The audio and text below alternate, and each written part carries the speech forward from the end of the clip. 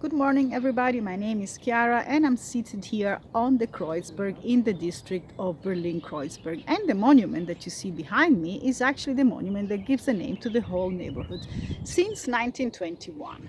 The monument was created in 1818 to celebrate the victory of the Prussian army together with the Russian army and Great Britain and many other European armies during the Napoleonic Wars. And it's called Kreuzberg. What does it mean, Kreuzberg? Kreuzberg means the cross on the mountain, and if you look at the top of this memorial you can see that there is a big iron cross, and I'm actually standing on a mountain. This is the tallest natural mountain of Berlin, 65-meter high, and so this is where the names come from. Why the Iron Cross? The Iron Cross was actually created in 1813 by Carl Friedrich Schinkel, who also designed this monument, and it was used during the Napoleonic Wars as the symbol of the Prussian army. It was also used as a symbol of military merit, and still today actually the Iron Cross is given by the Bundeswehr, by the German army, as merit, and also actually by the German state.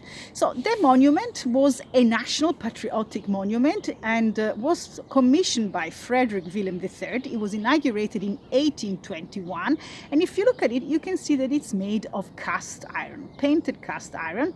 It has a sort of Gothic style, neo-Gothic style. It was inspired allegedly by the Cologne Cathedral, and is decorated by 12 figures. You can see them behind me. These are figures with portraits of family members of the Hohenzollern, but also generals, which played an important role during the Napoleonic Wars. And you also see inscriptions all around the base of the monument. These are battle names which took place between 1813 and 1815. So you have some of the most important battles like the Leipzig battle, Kreuzberg, Grossbeeren, and also Belle-Alliance, which is known today as Waterloo in 1815, which led to the final defeat of the French army.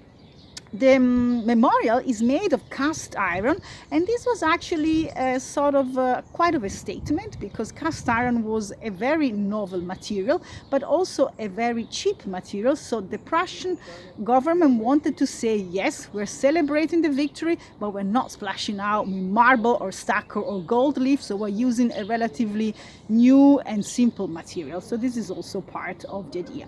When the memorial was created in 1818 and inaugurated in 1821, you have to imagine that all around here there wasn't really a lot. This was a very rural and isolated part of Berlin. There were many things. There were many residential areas here. It was mostly countryside. There were vineyards, in fact, and this neighborhood was called Tempelhofer Berg. And since the end of the 18th century, the wine from Tempelhofer Berg was quite popular in Berlin. But a very, very cold winter killed all the vines, and so now actually you can only find a miniature experimental vineyard very close to Katzbachstraße, where they're trying to produce again wine as they did in the 18th century. But other than that, there wasn't really a lot. Today, of course, the neighborhood is quite different. First of all, around the memorial, you have a big park. This is called Viktoriapark, and the Viktoriapark was created much later. In around the second half of the 19th century, the city of Berlin was able to purchase private land from owners. There was, for example, here a brewery, the Tivoli Brewery, which became later Schultheiss. There were some farmers which had land, so the city of Berlin managed to buy the land and turned it into a park, and the garden designer of Berlin, Mächtig, started to design a sort of English-style park with statues, with benches, playground areas. There was a beautiful waterfall, and this became one of the main attractions of the neighborhood. The whole neighborhood in that occasion was also restructured. The monument itself was also placed on a plinth 8 meter high, so that it could be seen from everywhere. And the whole neighborhood now, still today, has a lot of street names which are connected to the Napoleonic Wars. Katzbachstraße, Grossbeerenstraße, and so on.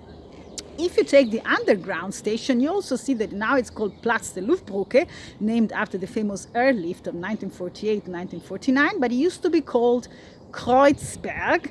And well, this whole neighborhood also should have played a big role in the planning of Germania, because Sagebiel was planning to basically connect the entrance of the airport of Tempelhof to the monument and then continuing with the big avenue all the way to the Brandenburg Gate.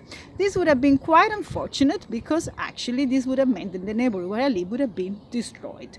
Well, I hope you enjoyed the presentation, and I hope to see you up on the Kreuzberg very soon. Bye bye.